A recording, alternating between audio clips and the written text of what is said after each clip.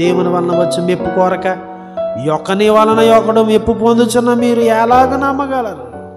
మనం ఒకరినొకరు మెప్పించడానికి, ఒకరినొకరు ఒప్పించడానికి, ఒకరి కోసం ఒకరు ఇది చేసుకోవడానికి చేస్తే దేవుని వలన వచ్చే మెప్పును కోరుకోలేము. విశ్వాసంలో దిగజారిపోతాం. 12వ అధ్యాయం 43వ వచనం.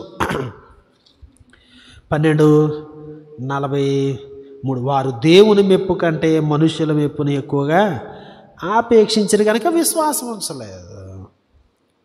మనుషుల మెప్పును ఆపేక్షిస్తే మనుషులు మనతో సంతోషిస్తున్నారు, మన ఇంటికి వచ్చారు, మన ఇంటి ప్రోగ్రాంకి వచ్చారు, వాళ్ళు చెప్పింది అనకపోతే ఎలాగా అంటే ఇంకేముండదు.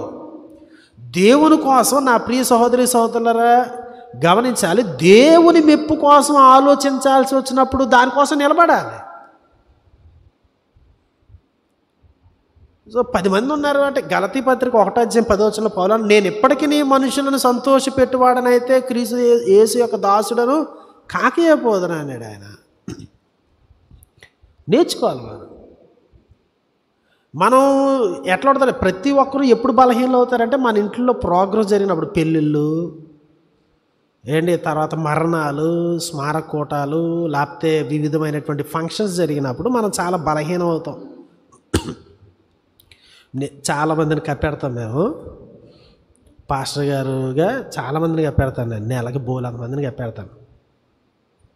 అని మీకు తెలుసండి, కప్పెట్టి దగ్గర ప్రోగ్రాం పేరుకే మనం నడిపిస్తాం. అక్కడ గుడ్డెట్టు, ఆ బిందులో నీళ్ళై, ఇక్కడ ఉప్పే, అక్కడ పసుపే, ఆ కాలు దగ్గర వెనకదల గుడ్డెట్టు, పాటర్ గారు కళ్ళు మూసిన వెంటనే గుడ్డెడేస్తారు.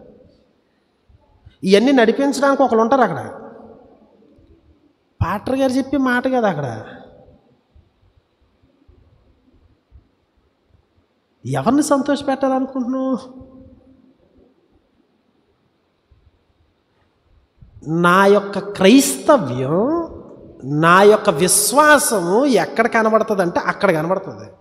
ఎవరి విశ్వాసం అయినా నా వరకు నేను గమనించేది ఏంటంటే, వాళ్ళు ఈ ప్రెజర్ వస్తుంది అంటే బంధువుల ప్రెజరు, లేకపోతే ఇంకోళ్ళ ప్రెజరు వాళ్ళు అక్కడ చూపించాల్సింది ఆ తాడు కడతారు కదా,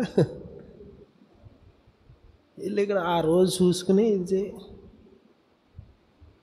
ఏ దేశంలో చెయ్యాలి, ఏ రోజు మంచిది, ఇవన్నీ నువ్వు ఎంత గ్రహిస్తాడో అక్కడ తెలుస్తుంది.